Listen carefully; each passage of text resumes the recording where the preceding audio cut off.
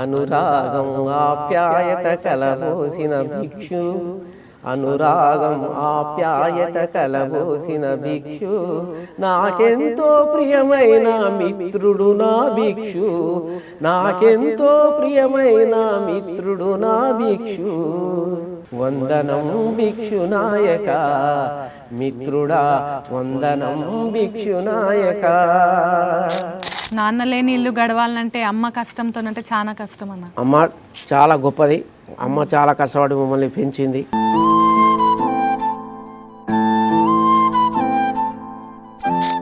అమ్మ మాయమ్మ లంబాడి బాయమ్మ అడవిలోన పూసిన పువ్వు నీవమ్మ. అమ్మ మాయమ్మ లంబాడి బాయమ్మ అడవిలోన పూసిన పువ్వు నువ్వమ్మ. అమ్మ మాయమ్మ రాగాల సిగలోన సిరిమల్లివి సంగీత గగనాన జాబిల్లివి స్వరసుర జరి తరంగానివి రాగాల సిగలోన సిరిమల్లివి సంగీత. నాకు అన్నిటి దగ్గర ఎంకరేజ్మెంట్గా నా భార్య పద్మ నాకెప్పటికీ తోడు నీడగా ఉంటుంది.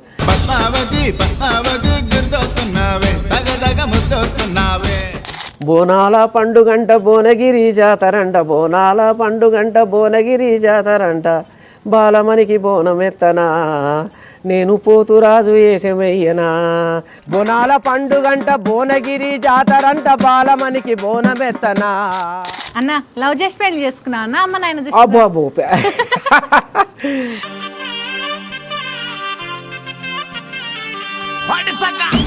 సమ్మక్క సారక్క ఉయ్యాలో అక్కలు చెల్లెలు ఉయ్యాలో అందరి ఆరాధ్యం ఉయ్యాలో అడిగిలా పుట్టిండ్రు ఉయ్యాలో. బాలసుబ్రహ్మణ్యం సార్ ముందల పాడిన పాట ఒక్కసారి పాడన్న. నీ సన్నని నడుముకు చెక్కుడు గుత్తిల గజ్జానైతానే పిల్ల మరదాల మా వదిన చెల్లేలా. సన్నని నడుముకు చెక్కుడు గుత్తిల గజ్జానైతానే పిల్ల మరదాల.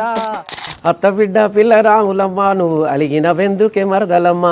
అత్త బిడ్డ పిల్ల రాములమ్మ నువ్వు అలిగిన వెందుకే రాములమ్మ. ఎన్నెత్తులేసిన రాములమ్మ నువ్వు మనము తప్పదాయ మరదలమ్మ. నల్లగున్నా గాని రాములమ్మ తెల్ల మనసు పిల్ల నీది మరదలమ్మ. ఎన్నెత్తులేసిన రాములమ్మ నీతో మనము తప్పదాయ మరదలమ్మ. అన్న సరే అన్న, ఎప్పుడైనా మీ జీవితంలో మీరు మర్చిపోలేని రోజు ఏదన్నా? ఇప్పుడు ఈ సన్నివేశం కూడా నాకు స్వీట్ మెమరీ. ఎక్కడో దూరాన ఉండే ఒక భిక్షుబియా ఆయన కేబిఎన్ ఛానల్ పెట్టి ఆయన నాకంటే వయసులో చిన్నోడే కానీ పేరు ప్రఖ్యాతులలో చాలా గొప్ప వ్యక్తి. పదర పదర పదరా నీ అడుగుకి పదును పెట్టి పదరా నీ అడవిని.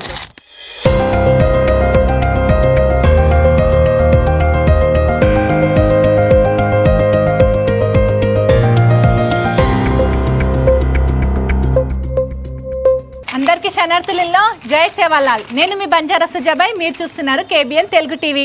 ఏంది అక్క చీకట్లో లైట్ వేసుకొని కూర్చుందని చూస్తున్నారులే. ఇవాళ నేను యాడికొచ్చినా ఎరకనా, ఇవాళ నేను నల్గొండ జిల్లా దేవరకొండ కిల్లా మాట పాటల పుట్ట మన పెంటోజీ అన్నతానికి వచ్చినలో. ఈడ చుట్టుపక్కల అన్ని బంజారా గిరిజన తండాలే. ఈ ఊర్లో ఈ దేవరకొండలో పెంటోజీ అన్న అంటే తెలియనోళ్ళు లేరు. ఎంతో మంది కళాకారులకు జీవన ఉపాధి కల్పించిన అన్న మన పెంటోజీ అన్న. జానపదాలు అయితే ఇంకా చెప్పనవసరం లేదు. ఇంకా అన్నతాను ముచ్చటించి మంచి మంచి పాటలు విందాం పారి. అన్న శనార్థులన్నా నమస్తే అమ్మా. నమస్తే. బాగున్నావు అన్న? బాగున్నావాట అన్న. నిన్ను యూట్యూబ్ లోనే చూసిన, ఇవాళనే ఫస్ట్ టైం చూస్తున్నా. సంతోషం అన్న. నీ గురించి తెలుసుకునే ముందుగాల నీ గొంతు వినాలని ఉంది అన్న లైవ్ లో ఒక పాట. ఓకే అమ్మా. ఈ నల్లగొండ జిల్లాలో అన్న కొంత వెనుకబడిన ప్రాంతం మా నల్లగొండ జిల్లాలో దేవరకొండ. ఈ దేవరకొండ మీరు అటు చూస్తే అటు కిల్లా 7 గుట్టలు ఇట్లా వరుసగా కిల్లా గుట్ట ఉంటుంది. ఇటువైపు చూస్తే బంజారా తాండలు, ఇటువైపు చూస్తే బంజారా తాండలు, మధ్య మధ్య పల్లెలు. ఇదంతా కాకుంటే మాకు పచ్చదనం తక్కువ, ఫ్లోరైడ్ బాధితులు కూడా మా దగ్గర ఉన్నారు. చాలా పేదరికాన్ని అనుభవించిన మా దేవరకొండ.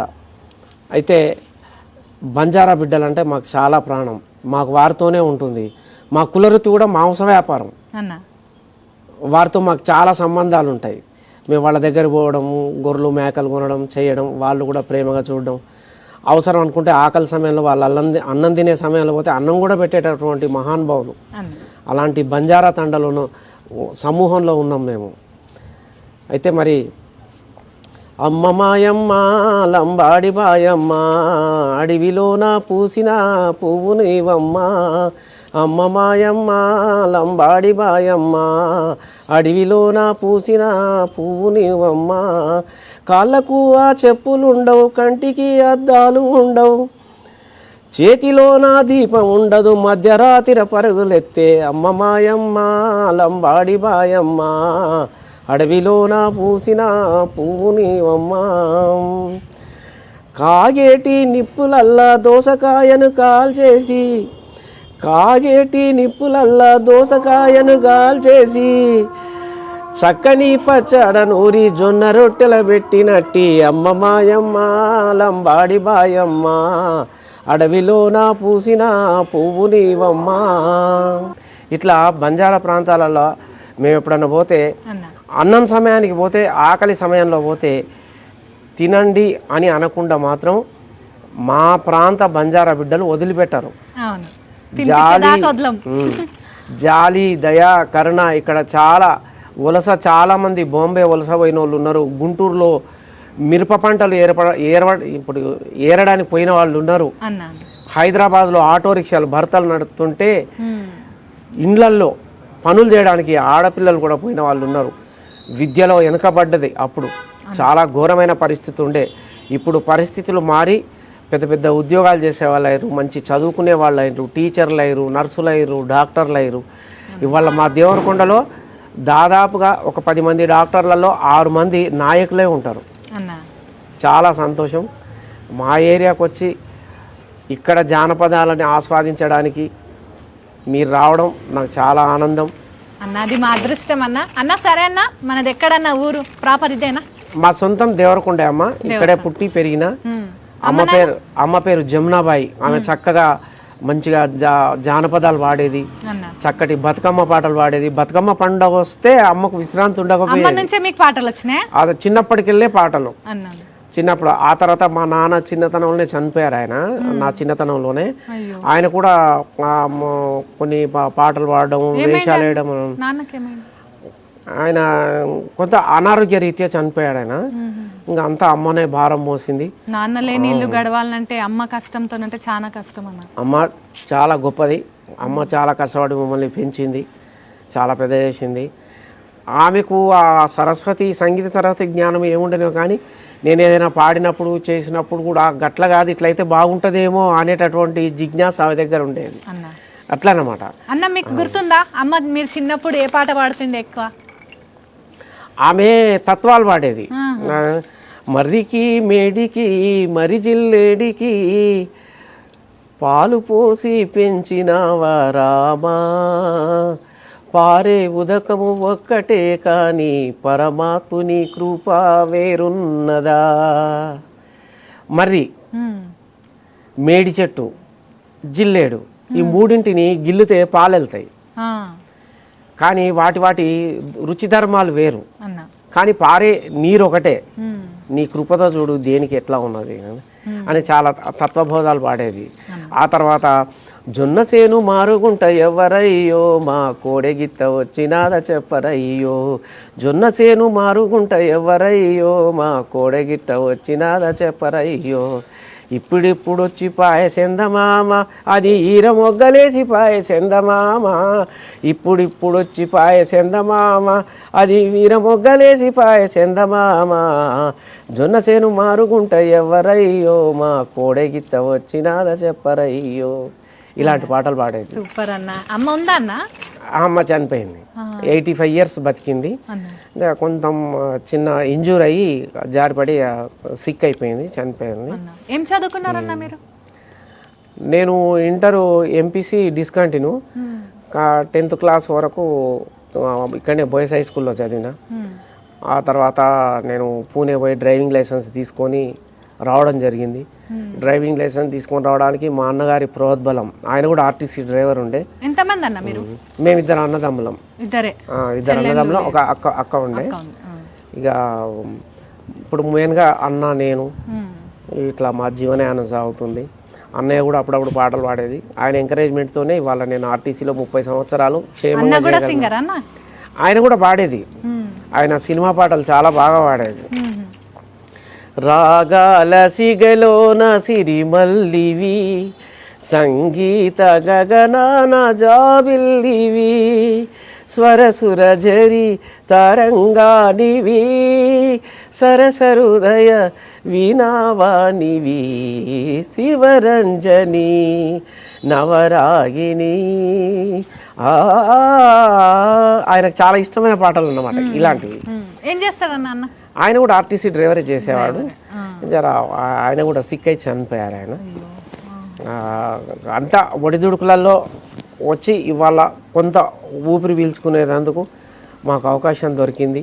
నాకు పెళ్ళయింది, నాకు పాప బాబు, నా భార్య పేరు పద్మ. నాకు అన్నిటి దగ్గర ఎంకరేజ్మెంట్గా నా భార్య పద్మ నాకు ఎప్పటికీ తోడు నీడగా ఉంటుంది.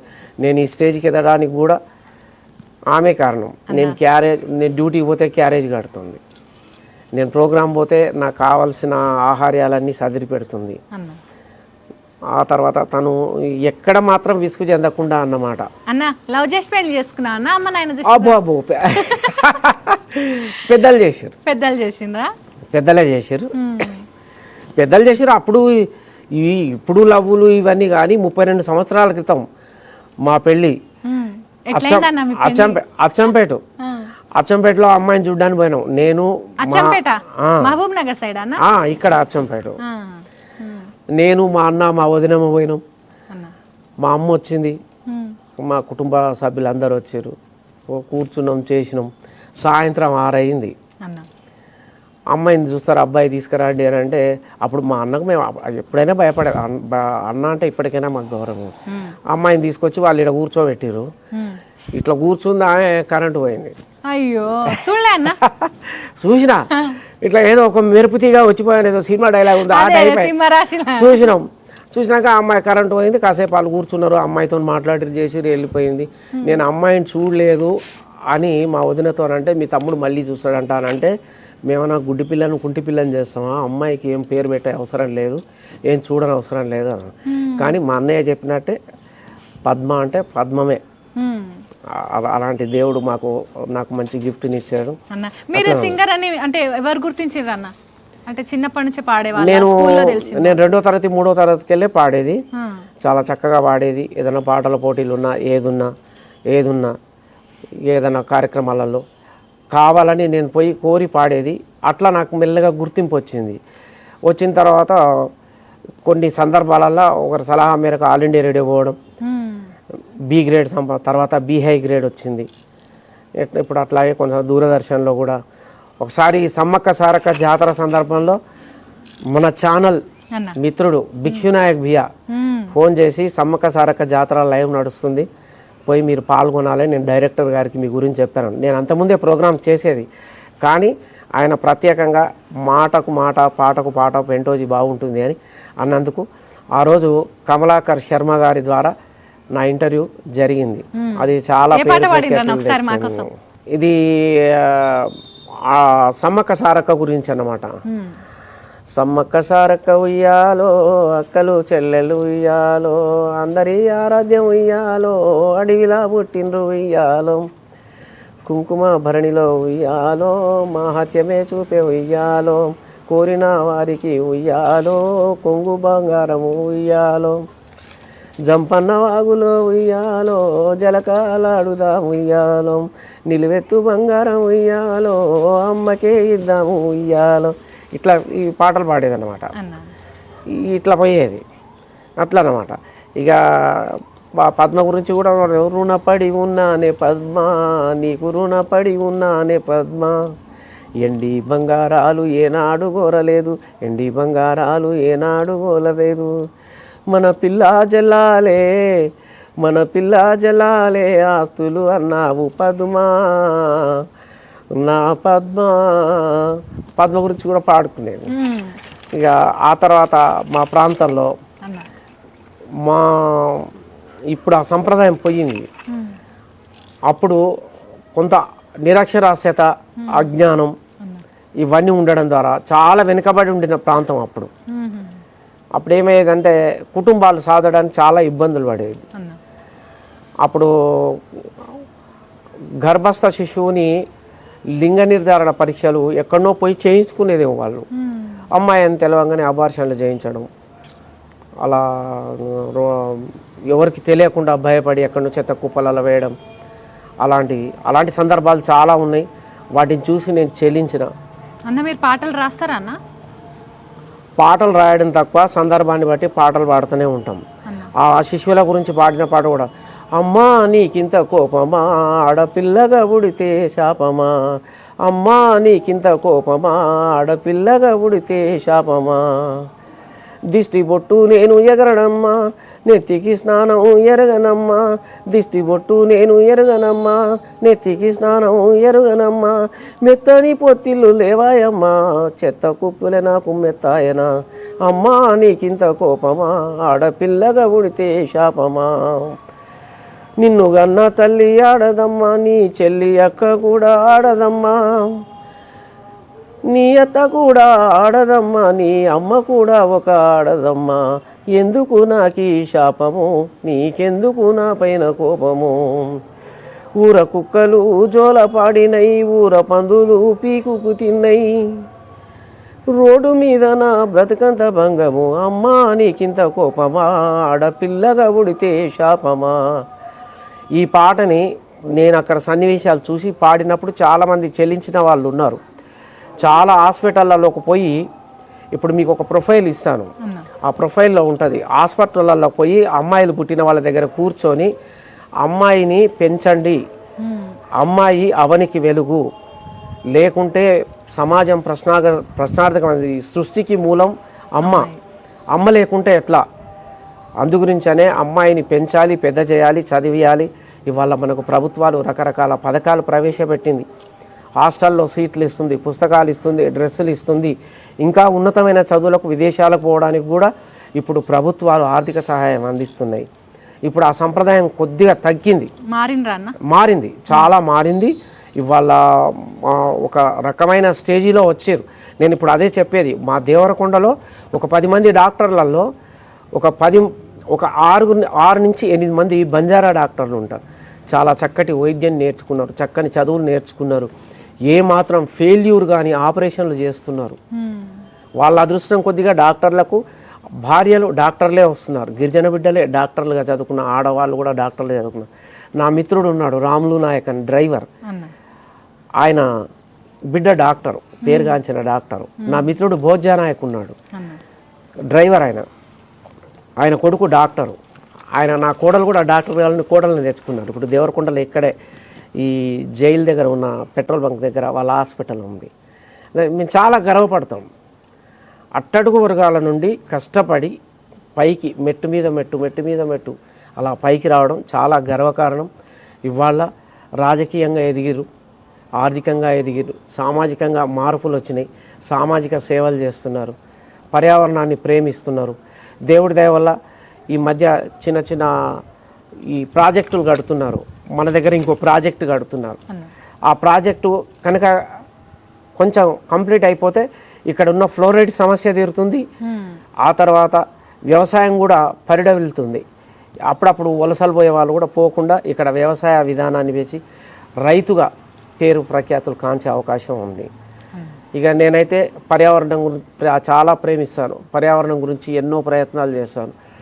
సేంద్రియ ఎరువులు వాడాలని నేను ప్రచారం చేస్తాను. ఏదైనా సమస్య ఉంటే ఖచ్చితంగా ఆ సమస్యను గోచి గొంగడి కట్టుకొని రోడ్డు మీద ప్లాస్టిక్ నివారణ, అడవులు పెంచాలి, పచ్చదనాన్ని పెంచాలి, పొల్యూషన్ తగ్గించాలి, డ్రగ్స్ మానాలి. విద్యార్థులు దాన్ని పిల్లల్ని హేళన చేస్తారు కదా, దాన్ని ఏమంటారు కాలేజీలలో, ర్యాగింగ్ భూతం దగ్గరికి పోవద్దని. నేను ఇబ్రాహీంపట్నంలో ఉన్నప్పుడు కూడా చుట్టుపక్కల పెద్ద ఇంజనీరింగ్ కాలేజీలలో పోయి నేను చేశాను. చాలా కార్యక్రమాలు చేశాను, అవి చాలా అదైనాయి. పోలీస్ కమిషనర్ వాళ్ళంతా ఆ తర్వాత నా గురించి మా ఆర్టీసీ ఎండి సజ్జనార్ గారు తెలుసుకొని వారు మరి మన ఆర్టీసీ గురించి కూడా నువ్వు మరి ప్రచారాలు చేయాలని ఒక ఆర్ట్ టీముని పెట్టి సజ్జనార్ గారికి అనంత కోటి వందనాలు. వారు నన్ను ఒక ఆర్గనైజింగ్ పెట్టి రాష్ట్రం అంతటా ఆర్టీసీ బస్సులో ప్రయాణించండి, సురక్షితమైన ప్రయాణం ఆర్టీసీకే సాధ్యమని ఆయన అలాంటి స్లోగన్స్ పెట్టి చేయించాడు. సంక్రాంతికి కూడా నేను హరిదాసు మేకప్లో తిరుగుతాను. అక్కడక్కడ పెద్ద పెద్ద విల్లాస్లో పిలుస్తారు నన్ను. అన్నాను. పిలిచి నన్ను గౌరవిస్తారు. హరిదాస్గా వాళ్ళ ఇళ్లలో కూర్చోబెట్టుకొని సన్మానాలు చేస్తారు, వాయినాలు ఇస్తారు. అది కూడా ఆ తర్వాత అది ఎలా అయింది అని అంటే, ఈ కరోనా భూతం వచ్చినప్పుడు ఆర్టీసీ బస్సులలో ఎలాంటి జాగ్రత్తలు పాటించాలి అనే దాని గురించి ఈ సంక్రాంతి సీజన్లో బస్సులు నడుపుతున్నాం కాబట్టి బాగా ప్రచారం చేస్తే బాగుంటుంది అని సజ్జనార్ గారే హరిదాస్ మేకప్ వేయించి ఎంజీబీఎస్ బస్ స్టాండ్ ఆడితే అది ప్రపంచం అంతా బాగిపోయింది. చాలా బాగా చేసాము. ఎన్ని పాటలు పాడిండ్రన్న ఇప్పటి వరకు? నేను చాలా పాటలు పాడాను, దానికి ఇంత లెక్క అని ఏం లేదు. ఇక జానపదాల విషయాల్లో వస్తే మంచిగా హుషారు జానపదాలు వినాలి, కొంచెం మాటలు ఎక్కువైనాయి, మళ్ళీ తిట్టుకుంటారు ఇంటర్వ్యూ చూసేటోళ్ళు. ఈమె ముచ్చట పెట్టనికి పోయిందా, పాటలు పాడడానికి పోయిందా? అత్త బిడ్డ పిల్ల రాములమ్మ నువ్వు అలిగిన వెందుకే మరదలమ్మ, అత్త బిడ్డ పిల్ల రాములమ్మ నువ్వు అలిగిన వెందుకే రాములమ్మ, ఎన్నెత్తులేసిన రాములమ్మ నువ్వు మనము తప్పదాయ మరదలమ్మ, నెల్లుగల్లు కాడ పిల్లనిస్తారంటే పిల్ల తెల్లగుంది చూడబోయినానే పిల్ల తెల్లగుంది మనసు నల్లగుంది, అల్లరి నేరడి ఒళ్ళు చారడేసి కళ్ళు నల్లగున్నా గాని రాములమ్మ తెల్ల మనసు పిల్ల నీది మరదలమ్మ, నల్లగున్నా గాని రాములమ్మ తెల్ల మనసు పిల్ల నీది రాములమ్మ, ఎన్నెత్తులేసిన రాములమ్మ నీతో మనము తప్పదాయ మరదలమ్మ. అట్లా అనమాట. ఇలాంటివి అంటే కొన్ని సందర్భాలను చూసి నేను స్వయంగా రాసుకున్న పాటలు అన్నమాట. పిల్ల నల్లగా ఉండడం, పిల్ల మనసు తెల్లగా కావాలి. నల్లగా ఉంటే ఉంది. ఇప్పుడు నల్లారేగడి దున్ని చూడు నాగన్న తెల్ల జొన్నలు వండుతాయి నాగన్న నల్లారే. ఈ పాటని బిక్షునాయక్ బాయి ఒకప్పుడు దుమ్ము రేపిండు. ఈ పాటని అమెరికాలో కూడా పాడిండు ఒకసారి, నేను విన్నాను. నేను ఫేస్బుక్లో లైవ్ వచ్చింది, మీరు గుర్తు చేయండి, బిక్షునాయక్ గారు ఉంటే గుర్తు చేయండి, అది చెప్తాడు ఆయన. అట్లా అన్నమాట. చాలా పాటలు పాడినాము, బ్రహ్మాండమైన పాటలు పాడినాం అన్నమాట.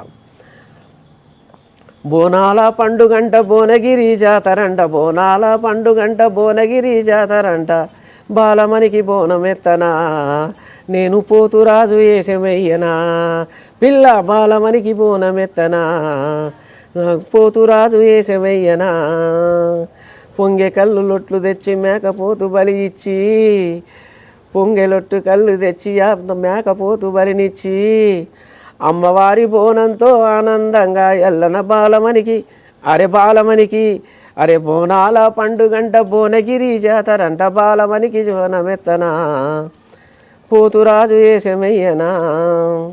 సూపర్ అన్న, చాలా బాగుంది. ఇట్లా చల్తి పాటలు దాదాపుగా పాటలని మ్యాక్సిమంగా సందేశాలు చూసి రాసుకున్న పాటలే చాలా ఉన్నాయి అన్న. ఇప్పటి వరకు ఏమేమి అవార్డులు తీసుకున్నారన్న? నాకు జీవిత సాఫల్య అవార్డు వచ్చింది. ఆ తర్వాత కళారత్న, తెలంగాణ కళారత్న అవార్డు విశాఖపట్నం వాళ్ళు ఇచ్చారు. ఆ తర్వాత మా ఢిల్లీ జాతీయ స్థాయిలో కటిక్ శిరోమణి ఇచ్చారు. ఆ తర్వాత బాలసుబ్రహ్మణ్యం జీవిత సాఫల్య అవార్డు కూడా వచ్చింది నాకు. బాలసుబ్రహ్మణ్యం అవార్డు రోషయ్య గారి చేతుల మీద అందుకున్నాను నేను. అదే. ఆ తర్వాత సినారే గారు కూడా నన్ను ప్రశంసించిన సందర్భాలు ఉన్నాయి. నా పాటలు విని జానపదం కొత్త పుంతలు తొక్కుతుంది అని అన్నారు. జానపదం కొత్త పుంతలు తొక్కుతుంది అని సినారే గారు అన్నారు. అది నిజంగా నాకు ఒక ఆశీర్వాదంలాగా ఎక్కర వచ్చింది. ఆ తర్వాత బాలసుబ్రహ్మణ్యం గారు కూడా నా వాయిస్ విన్నారు. నేను ఆయన 4-5 సార్లు కలిశాను నా వాయిస్ విన్న తర్వాత కూడా. ఆయన ఏమి అని నీ పేరు అని మొదటి అక్షరం పే అని జానపదం గుర్తుంది, నల్లగొండ దేవరకొండ అనేది. అలాంటి ఆయన మనసులో ముద్ర పడింది. బాలసుబ్రహ్మణ్యం సార్ ముందల పాడిన పాట ఒకసారి పాడన్నా.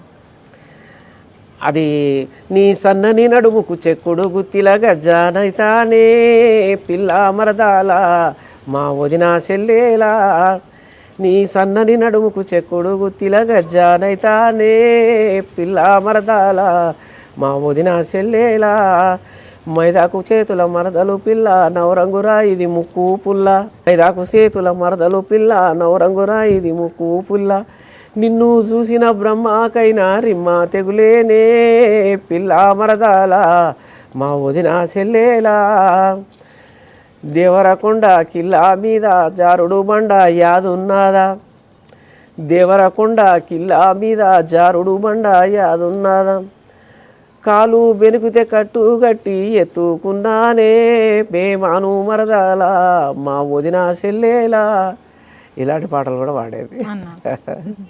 అన్న అమెరికాకి ఇట్లా పోయినా అన్న? అలాంటి అవకాశాలు దగ్గరికి వచ్చి పక్కకి జరిగినాయి. ఎందుకన్నా? ఇక అది కొన్ని సాంకేతిక కారణాలు. భవిష్యత్ కాలంలో నాకు ఒక మాట ఇచ్చాడు మన మిత్రుడు భిక్షుబియా. అది భవిష్యత్తులో అది తదాస్తు దేవతలు ఉంటే తప్పనిసరిగా తీరుతుందేమో, చూద్దాం అన్న. ఇంకేమన్నా మంచిగా రిటైర్డ్ అయినావు, ఇంకా ఫుల్ ఫుర్సత్ ఉంది అన్న నీకు పాటలు పాడుకోనికి. అప్పుడు డ్యూటీ ఉంటుండే కదా, అందుకు చెప్పలేరేమో. అంటే డ్యూటీలో కూడా రిటైర్మెంట్ ఫంక్షన్లకి నేను ఈవెంట్స్ పోయేది. రిటైర్మెంట్ ఫంక్షన్ పుట్టినరోజుకు వాటికి పోయి వాళ్ళ ఇంటి పేర్ల మీద వాళ్ళ కుటుంబానికి సంబంధించి వాళ్ళ వీడియోలు తీసుకుంటారు కదా, దాని మీద ఒక లోగో సాంగ్గా లేకపోతే వాళ్ళకు ఒక సాంగ్ అక్కర వస్తుంది అన్నట్టుగా వాళ్ళ కుటుంబ సభ్యులను పేర్చి పాడడం అన్నమాట. అన్న మీరు ఏమైనా సంగీతం నేర్చుకున్నారా? సంగీతం ఏం నేర్చుకోలేదు, కానీ సంగీత సాధన అంటే నాకు చాలా ఇష్టం. ముద్దుగారే యశోద ముంగిట ముత్యము వీడు తిదరాని మహిమల దేవకి సుతుడు ముద్దుగారే యశోద అంతరింత గొల్లే తాల అరచేత మాణిక్యము పంతమాడే కంసుని పాలి వజ్రము ముద్దుగారే యశోదా. సూపర్ అన్న. అలాగన్నమాట అన్న. ఎంతో మంది కళాకారులకు జీవితం ఇచ్చిండ్రు, దారి చూపిండ్రని నేను విన్నా అన్న. మీ శిష్యులు? ఇది చాలా కరెక్టు. నా శిష్యులు చాలామంది ఉన్నారు. తెలంగాణ ఉద్యమాన్ని నా ప్రావిడెంట్ ఫండ్కి వెళ్ళి డబ్బులు తీసి దాదాపుగా ఒక 16-18 మంది కళాకారులని వాళ్ళ నెమ్మడి పెట్టుకొని తెలంగాణ ఉద్యమంలో గ్రామం తిరిగి జై తెలంగాణ, తెలంగాణ రావాలి, సాగునీరు, తాగునీరు, ఉద్యోగాలు, ఉపాధి వస్తాయని ఆ నినాదాన్ని ఆశపడి ఆ నినాదాన్ని నిజం కావాలి, మనకు తెలంగాణ రావాలనే దాంట్లో ఈ ప్రాంతంలో పోరాటంలో నేను నా కీలక పాత్ర పోషించిన. మీరు దేవరకొండలో ఒక 10-20 మందిని మీరు అడిగినా కానీ కనీసం ఒక 10 మందిని అడిగారు అనుకోండి, 8 మంది ఖచ్చితంగా చెప్తారు ఫలానా అతను తెలంగాణ దాంట్లో ఉన్నారు, చేశారని చెప్తారన్నమాట. అన్న మరి మీరు జాబ్కి అప్లై చేయాలన్నా? ధూమ్ధామ్లో పాల్గొన్న వాళ్ళందరికీ జాబ్లు ఇచ్చారట కదా? నేను ఆర్టీసీ ఉద్యోగం ఉన్నది కదా, అప్పటికే ఆర్టీసీలో నేను చేస్తూ ఉన్నాను అన్నమాట. కళాసారథిలో కూడా నన్ను డిప్యుటేషన్లో తీసుకోవాలనే ప్రయత్నం చేసిన ఒక వంక, కానీ అక్కడ చట్టాలు అవన్నీ అడ్డొచ్చినాయి. ఏదేమైనా తెలంగాణ రావడం మన అదృష్టమే. మనకు సపరేట్ రాష్ట్రం అనేది ఉంది. కాకుంటే ఆ కళల సహకారం అనేది మనం అంత దూరం మాట్లాడలేము, అది మన స్థాయికి మించింది అది. ఆ తర్వాత మనం పర్యావరణం మీద చాలా ప్రేమ నాకు. యురేనియం ఇక్కడ ఇప్పుడు నాగార్జున సాగర్, కృష్ణా పరివాహక ప్రాంతంలో యురేనియాన్ని పరిశోధించి అక్కడ యురేనియం తవ్వకాలు జరపాలనేటటువంటిది ఒక ప్రతిపాదన ఉండే.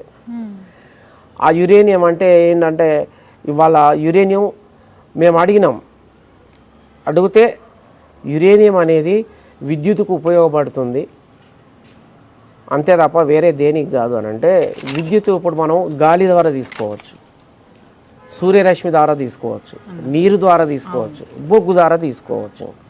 ఈ యురేనియం అనేది అతి భయంకరమైనటువంటి ఒక పదార్థం. అది ఒక చిన్న మోతాదు యురేనియంతో ఈ పట్టణానికి అంతా 6 నెలలు మనం కరెంట్ ఇవ్వచ్చు. అలాంటి వాళ్ళ యురేనియంతో కరెంటు ఉత్పత్తి చేసే అణుకేంద్రాలు ఉన్నాయి. అది కాకుండా వాళ్ళ ప్రపంచం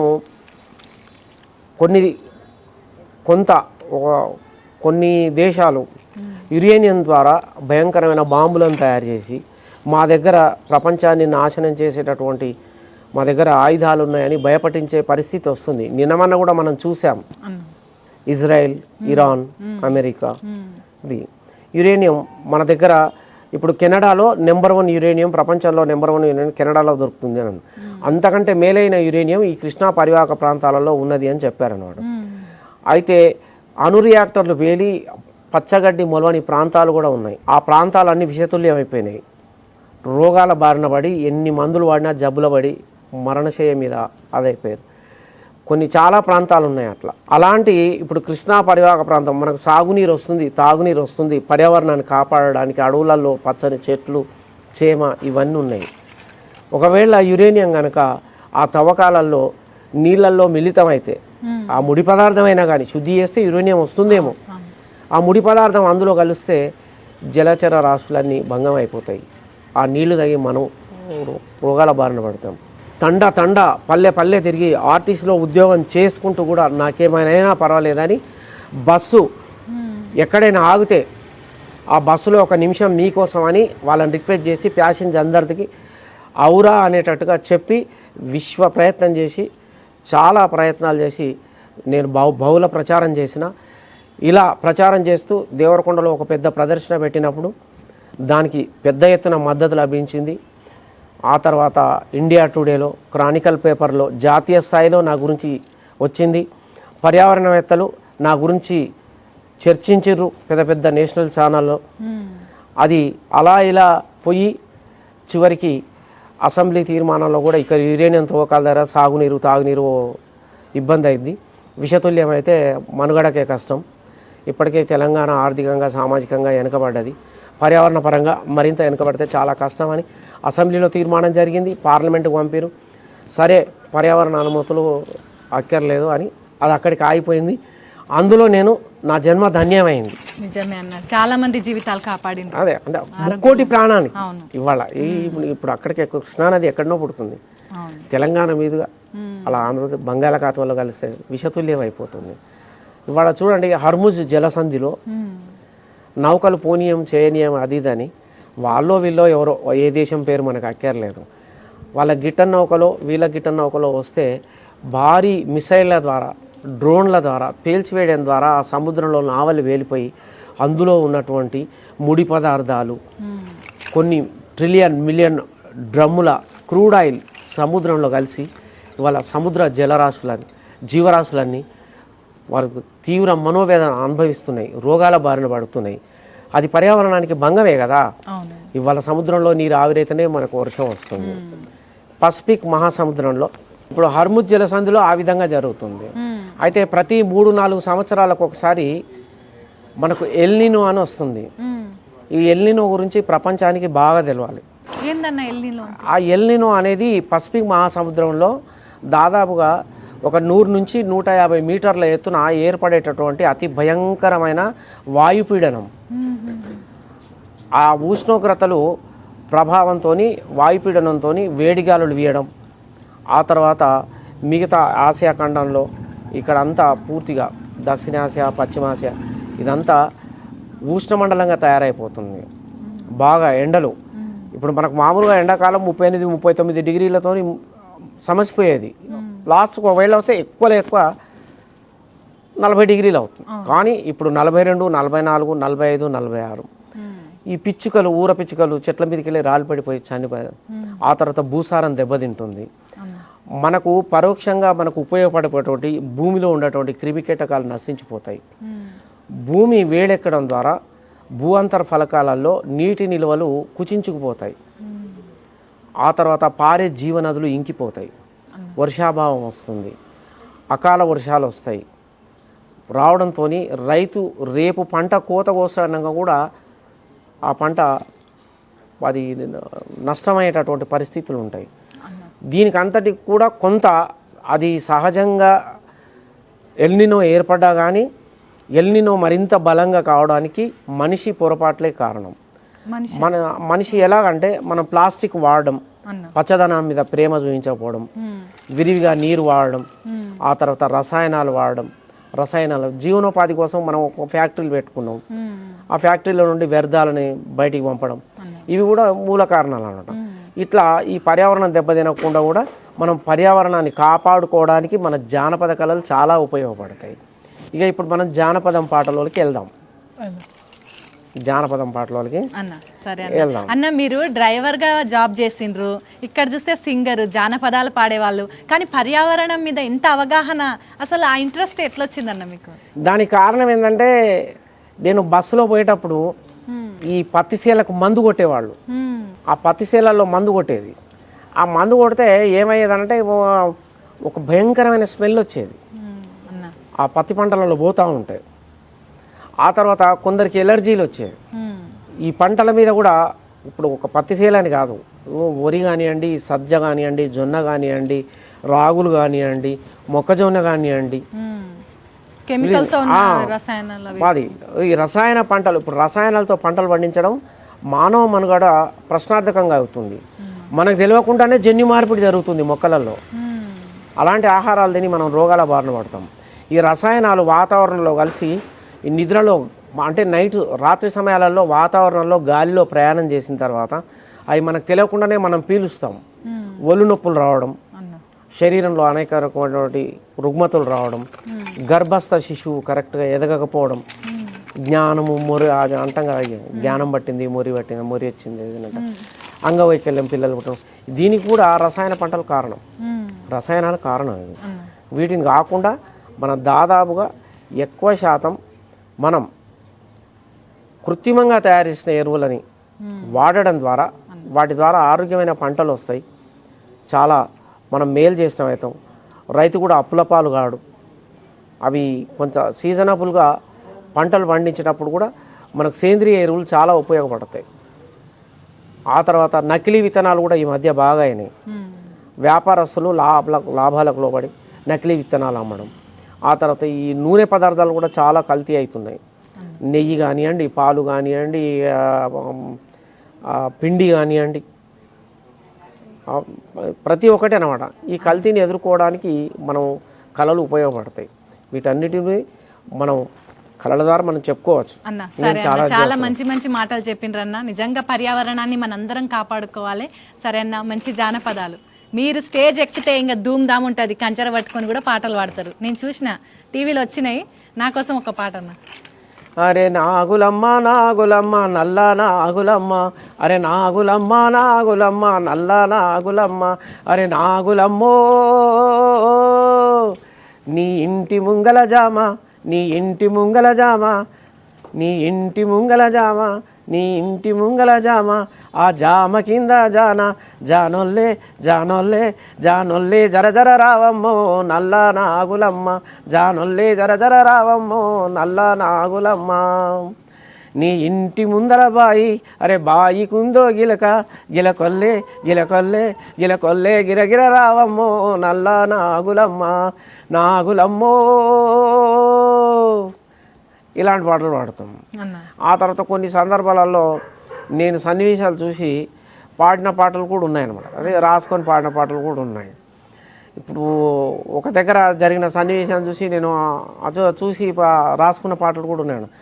గంగిరేయి చెట్టు కాడ గండు తుమ్మెదొచ్చిపాయే, గంగిరేయి చెట్టు కాడ గండు తుమ్మెదొచ్చిపాయే, మాయదారి చిన్నదాన్ని గరిసిపాయరా, చిన్నదేమో గంతులేసి ఆటలాడేరా, చిన్నదేమో గంతులేసి వాగులాడరా, గోలజూడ అరే గోలజూడ గోలజూడ ఊరు వాడ జాతరాయరా, గంగిరేయి చెట్టు కాడ, అరే గంగిరేయి చెట్టు కాడ గండు తుమ్మెదొచ్చిపాయే, మాయదారి చిన్నదాన్ని గరిసిపాయరా, చిన్నదేమో గంతులేసి గోల చేసేరా, అన్నె మెరుగ పున్నె మెరుగ పోకిరి సేతాల నెరుగా,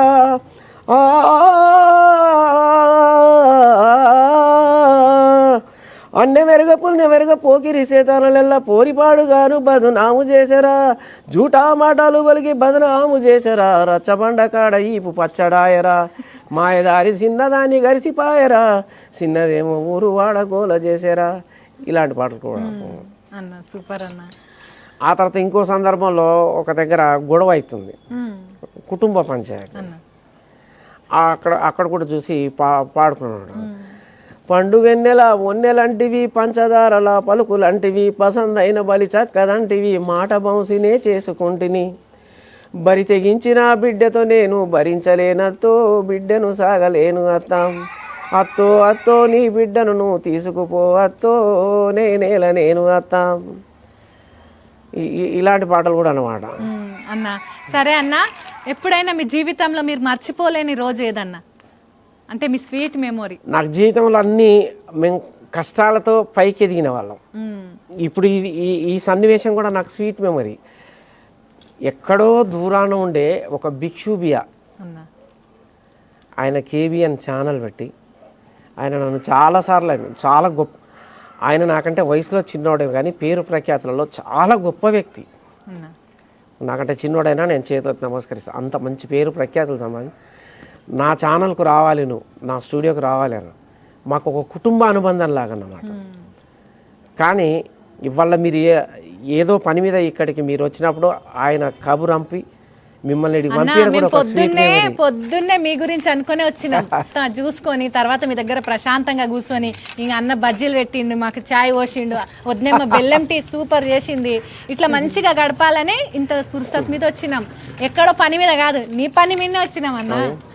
అనురాగం ఆప్యాయత కలబోసిన భిక్షు, అనురాగం ఆప్యాయత కలబోసిన భిక్షు, నాకెంతో ప్రియమైన మిత్రుడు నా భిక్షు, నాకెంతో ప్రియమైన మిత్రుడు నా భిక్షు. గలమెత్తితే చాలు ఆ గలగంటలు మోగు, గలమెత్తితే చాలు గలగల గంటలు మోగు. పల్లె పదం పాటలే పరుగులై తీరు ఒక వాగులై సాగు. ప్రకృతి ఒడిలో పుట్టిన గిరిజన బిడ్డడు భిక్షు, ప్రకృతి ఒడిలో పెట్టిన గిరిజన బిడ్డడు భిక్షు. ఇలలో తెలియని వారంటూ లేరు మిత్రునికి, వందనం భిక్షునాయక మిత్రుడా, వందనం భిక్షునాయక. పిల్ల జల్లలతో నీవు చల్లంగా ఉండాలి, నీ కోరికలను తీర్చే దేవుడే రావాలి. ఇంతింతై ఒటిడింతై, ఇంతింతై ఒటిడింతై కీర్తి ప్రతీకగా ఉండు, వందనం భిక్షునాయక, అభివందనం భిక్షునాయక. మీడియాలో చూసినాం నీ అమ్మ మీ నాన్న, నవ్వుతూ నిన్ను పలుకరించి ఆశీర్వదించిన వేళలు, వారి అనుగ్రహంతో నేటికి నీవు వర్ధిల్లుతున్నది వాస్తవం. వారే నీకు కలకాలం దైవం, వర్ధిల్లు భిక్షునాయక మిత్రుడా, వర్ధిల్లు భిక్షునాయక. పేద కళాకారులకు కంచంలో ముద్దయ్యి, అడుగంటిన కలలకు ఆదిగా పాదమయ్యి, మూగబోయే గొంతులకు రాగాలాపనగా మారి వర్ధిల్లు భిక్షునాయక మిత్రమా, వర్ధిల్లు భిక్షునాయక. సూపర్ అన్న, చాలా బాగుందన్న.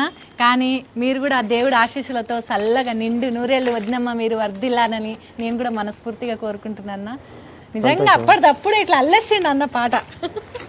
చాలా సంతోషం అన్న. ఇలాంటి అవకాశం భిక్షువ్య నాకు ప్రసాదించినందుకు, మీరు మా గడప దొక్కి మీరు మీ సాంకేతిక బృందం అన్న ఎంత ఎదిగినా ఒదిగి ఉండే గుణం అన్న మీది. మీరు ఎంత గొప్ప కళాకారులో మా అందరికీ తెలుసు. కానీ మీరు ఇంకో కళాకారుల్లో ఉన్న అంటే ఆ మాటల్ని కూడా ఎంత బాగా వర్ణించి పాటలాగా చెప్పిండ్రు, పాడిండ్రు. చాలా సంతోషం అన్న. నిజంగా ప్రతి ఒక్క కళాకారులు మీలాగా ఉండాలి. మీరు ఇంత గొప్పవారు, ఇంత పెద్దవారు అయినా కూడా మీకన్నా చిన్న వయసులో ఉన్న భిక్షన్న గురించి ఇంత గొప్పగా చెప్తున్నారు. మీ కల్మషం లేని మనసుకు నా వందనాలన్న.